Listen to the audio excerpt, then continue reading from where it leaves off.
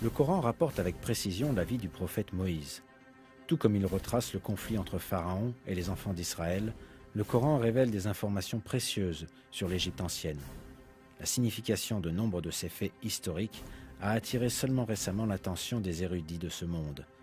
Si l'on considère ces points en faisant appel à notre raison, il devient très vite évident que le Coran et la fontaine d'informations qu'il contient ont été révélés par la sagesse de Dieu, car il correspond aux découvertes scientifiques, historiques et technologiques contemporaines.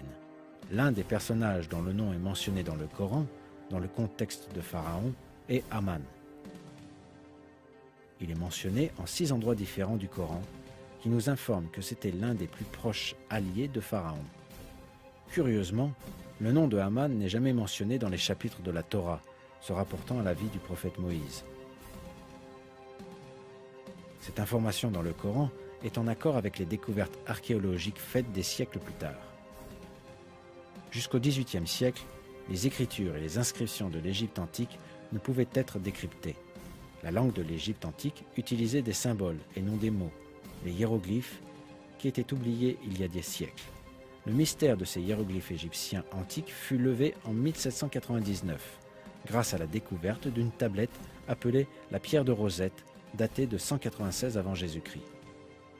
Avec le décodage des hiéroglyphes, une partie importante de la connaissance a été révélée.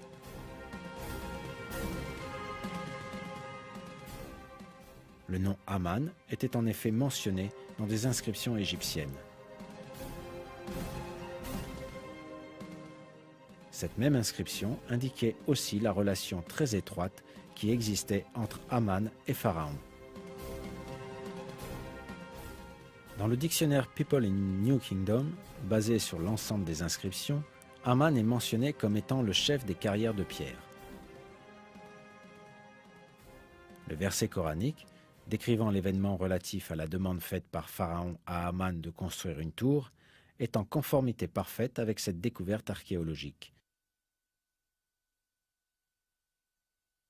Et Pharaon dit : « Ô notable, je ne connais pas de divinité pour vous autre que moi.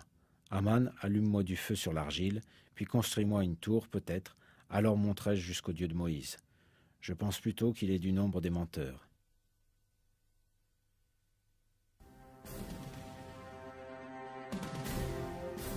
La découverte du nom Haman dans les écrits égyptiens antiques a encore une fois confirmé la nature infaillible du Coran, la parole de Dieu.